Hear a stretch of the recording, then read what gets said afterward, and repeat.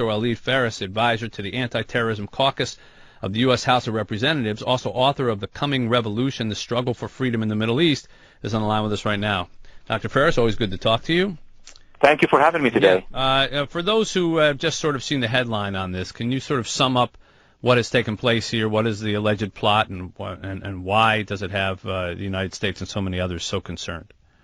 Okay, based on the Department of Justice report, that's all what we have in terms of information, and based on, of course, analysis of the context, meaning Iranian problems with Saudi Arabia, what's happening in the region, the Arab Spring. The plot basically was that a Iranian-American/Iranian operative and his associates, we know that there's one, but maybe many more, had contacted a group within a Mexican cartel, and asked them to blow up the two embassies of Saudi Arabia and of Israel, and of assassinating the ambassador of Saudi Arabia. These are the facts. The second series of facts that are really important here, also according to our government, is that there is a link that has been proven, there is evidence, between the perpetrators or the alleged perpetrators and the Iranian Revolutionary Guard and the Quds Force within that institution. What that means, Mitch, is that it's the Iranian regime behind it. Now, this raises one question, and I'll be happy to address that. Why would the Iranian regime, which we know has much better assets, more professional, including within the United States, would go to the Mexican cartel, or not even to a gang within the Mexican cartel, and ask them to do this? Yeah, that seems like farming out your work in kind of a unusual place. So what is the answer to that question? Well, this is what I came up with yesterday, and I informed members of Congress and some in the media. It is my assumption, knowing what the Iranian regime is capable of doing, that they did not want to sign the operation. Had they sent the most sophisticated people, this is a signature. But when they go to the Mexican cartels and, give them $1.5 million, you blow up those embassies and kill the ambassador, and that's all what you need to do. It's like a good bad movie.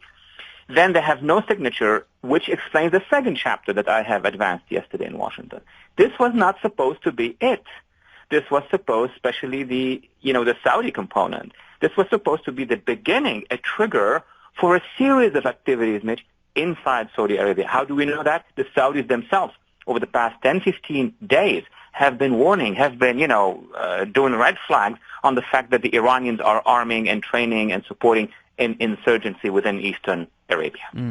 Now, what is, again, for our listeners who don't know all the players on the map in the Mideast the same way that you do, or even a fraction of, what is Iran's interest in destabilizing Saudi Arabia?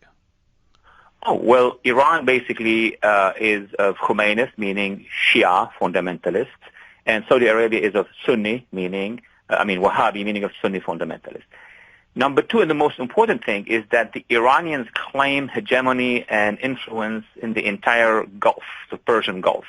They claim that parts of Saudi Arabia, where the Shia are a majority, that Bahrain, where the Shia are a majority, should be under their own influence.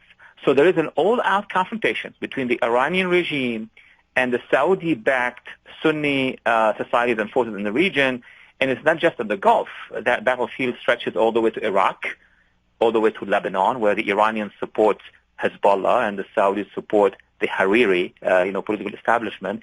And so it goes also to Syria. So the Iranians and the Saudis are the two regional powers who are vying against each other.